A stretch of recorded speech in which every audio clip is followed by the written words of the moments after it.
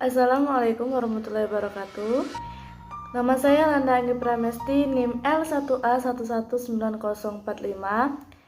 Saya dari Universitas Jambi, Fakultas Pertanian, Program Studi Kehutanan. Baiklah, di sini saya akan menjelaskan tentang taman nasional yang ada di Indonesia, yang salah satunya yaitu Taman Nasional Bukit 30. Sebelum ke penjelasan tentang Taman Nasional Bukit 30, kita akan memahami sedikit tentang latar belakang dari Bukit 30 ini. Taman Nasional Bukit 30 atau yang biasa disebut juga dengan Bukit 30 adalah taman nasional yang terletak di Sumatera, Indonesia. Taman Nasional Bukit 30 terletak pada lintas provinsi dan kabupaten, yaitu Kabupaten Indragiri Hulu dan Kabupaten Indragiri Hilir di Provinsi Riau, dan Kabupaten Tebo, Kabupaten Tanjung Jabung Barat di Provinsi Jambi.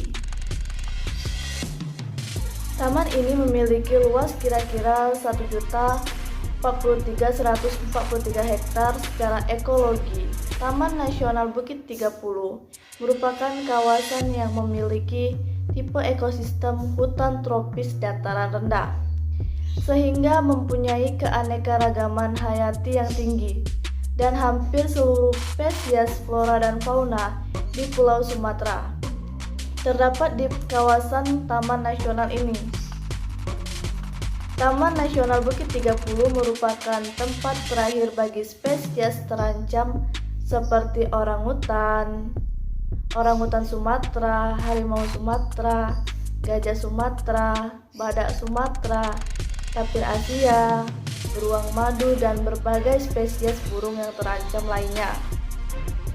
Tahun 1982, berdasarkan rencana konservasi ekosistem di Bukit 30 diusulkan untuk menjadi Suaka Marga Satwa Bukit Besar dengan luas 200.000 hektar dan cagar alam Siberida seluas 120 hektar. Masih pada tahun yang sama, Tata Guna Hutan Kesepakatan menetapkan kawasan ini sebagai hutan lindung dengan luas 70.250 di Provinsi Jambi dan Riau. Selanjutnya, pada tahun 1988, Departemen Transmigrasi berdasarkan Instrumen Perencanaan dan Regional Planning Program for Transmigration melakukan klasifikasi ekosistem yang ada di Bukit 30 untuk menjadi kawasan lindung seluas 250.000 hektar. Pengusulan sebagai taman nasional dilakukan setelah tim dari Norwegia dan Indonesia mengadakan riset di kawasan ini pada rentang tahun 1091 hingga 1992. Selanjutnya pada tahun 1994 melalui surat Menteri Kehutanan yang diajukan kepada Bank Dunia tentang pengesahan kawasan Bukit 30 menjadi taman nasional. Kawasan ini resmi menjadi taman nasional pada tahun 1995 melalui surat keputusan Menteri Kehutanan tentang perubahan hutan lindung HPOSIPIN seluas 1.027.698 hektar, hutan lindung Sengkati Batanghari Jambi seluas 33.000 hektar, dan hutan produksi terbatas seluas 94.698 hektar menjadi Taman Nasional Bukit 30. Kemudian pada tahun 2002, status sebagai taman nasional semakin diperkuat dengan keluarnya ketetapan Menteri Kehutanan melalui surat keputusan Menteri Kehutanan pada tanggal 21 Juni 2002 tentang luas temu gelang sebesar 1.044.222 hektar. Saat ini Taman Nasional Bukit 30 sudah mengalami pengurangan luas wilayah yang sangat banyak sebagai akibat dari perusahaan dan masyarakat yang melakukan perluasan areal perkebunan sawit di sekitar Taman Nasional tersebut. Kondisi alam Taman Nasional Bukit 30. Yang pertama, letak dan topografi. Secara geografis, Taman Nasional Bukit 30 terletak di koordinat 0 derajat 40 menit sampai 1 derajat 30 menit lintang selatan dan juga 102 derajat 13 menit sampai 102 derajat 45 menit bujur timur. Sedangkan secara administratif, kawasan ini berada di antara Kabupaten Indragiri Hulu dan Kabupaten Indragiri Hilir, Provinsi Riau, dan juga berada di Kabupaten Bungo Tebo dan Kabupaten Tanjung Jabung Barat, Provinsi Jambi. Kawasan yang berada pada ketinggian rata-rata antara 60 sampai dengan 734 meter di atas permukaan laut, bertopografi datar, bergelombang sampai dengan berbukit-bukit. Yang kedua yaitu iklim dan hidrologi. Iklim di Taman Nasional Bukit 30 selalu dalam kondisi basah meski juga mengalami musim kemarau. Dengan tanah yang relatif kering, temperatur kawasan ini berada pada kisaran antara 28 derajat sampai 37 derajat Celcius. Taman Nasional Bukit 30 mempunyai fungsi sebagai tempat perlindungan hidrologis dari daerah aliran sungai atau DAS Kuantan Indragiri. Beberapa sungai yang mengalir di kawasan ini yaitu Sungai Sipang, Sungai Gangsal, dan Sungai Menggantai. Yang ketiga, ekosistem. Taman Nasional Bukit 30 memiliki topografi dengan ekosistem hutan hujan tropika dataran rendah. Iklim di sekitarnya selalu basah, tanah kering dan ketinggian di bawah 1000 mdpl. Penyebaran vegetasi di Taman Nasional Bukit 30 termasuk dalam zona vegetasi Indonesia bagian barat. Pohon-pohon yang tumbuh sebagian besar merupakan Dipterocarpaceae.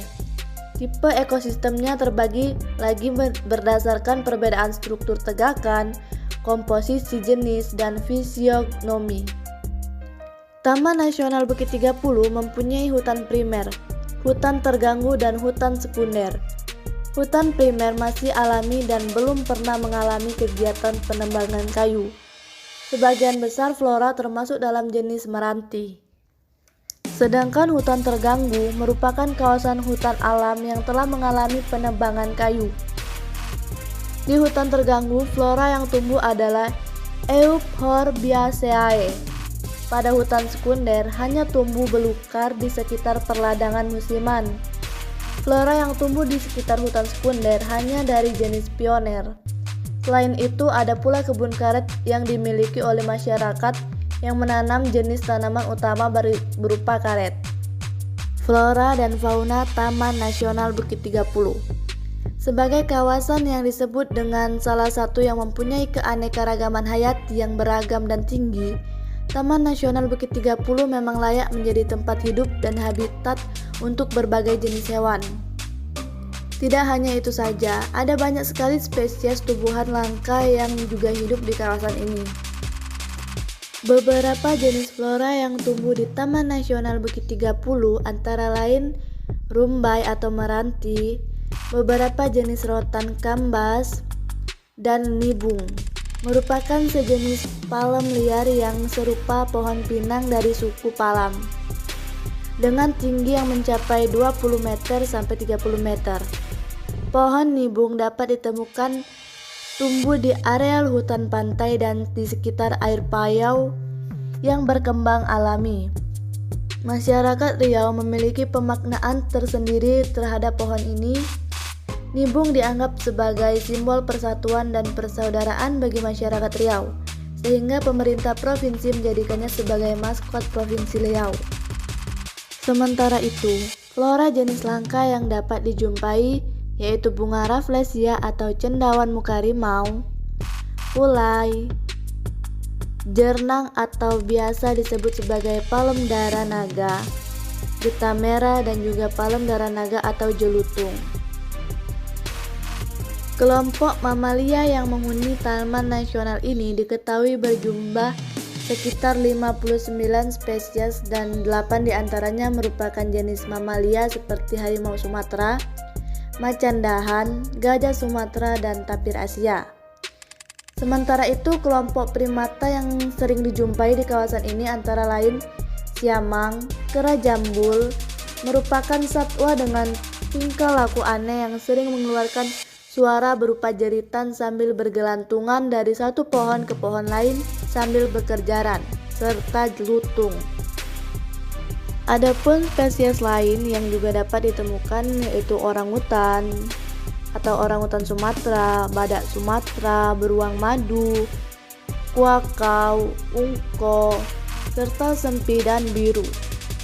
Untuk kelompok aves atau burung yang menjadi penghuni Taman Nasional Bukit 30 ini yaitu jenis burung raja udang, burung serindin, merupakan burung unik yang sangat sulit dijumpai di kawasan lain.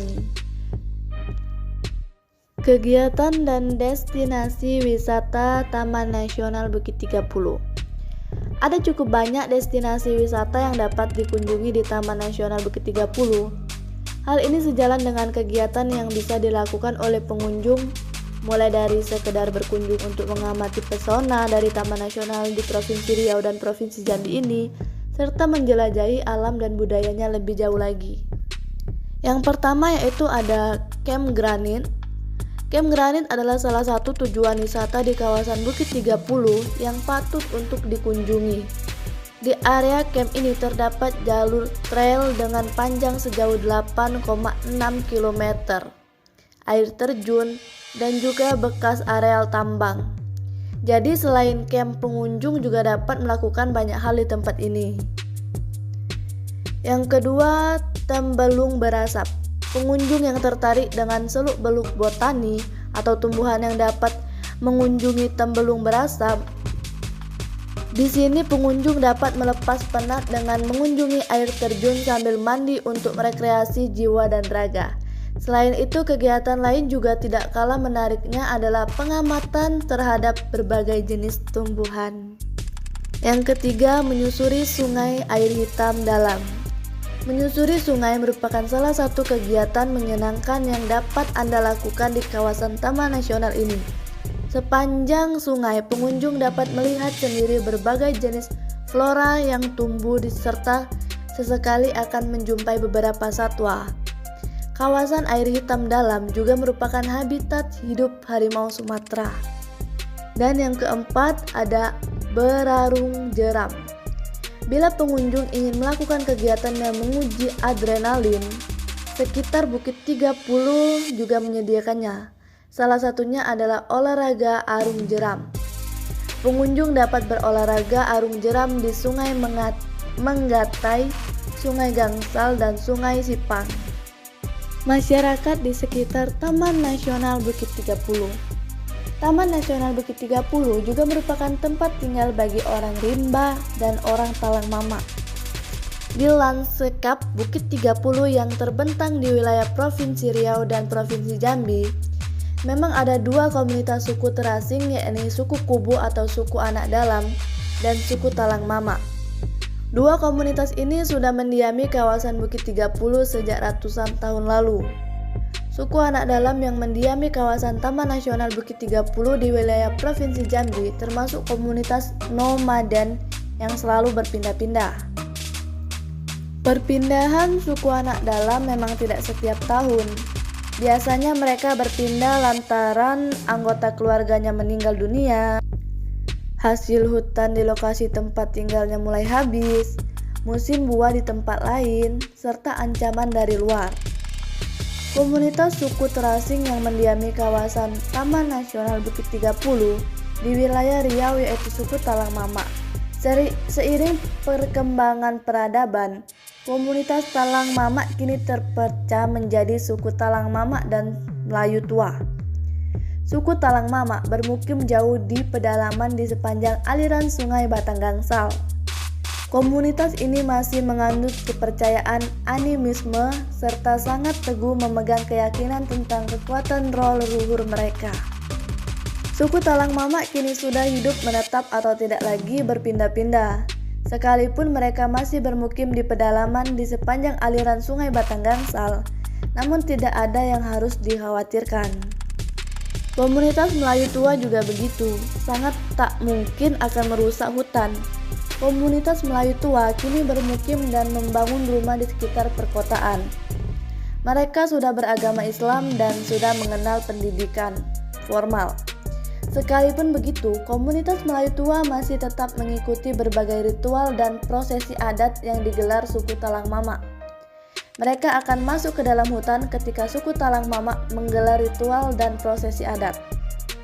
Di tengah komunitas Talang Mama dikenal beberapa ritual dan prosesi adat seperti Kumantanan, yaitu prosesi pengobatan penyakit, cuci lantai, prosesi adat untuk bayi yang baru lahir.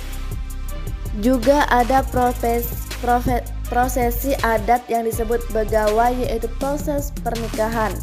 Bahkan kematian pun memiliki prosesi adat, yakni meratap, merota, dan bertambat.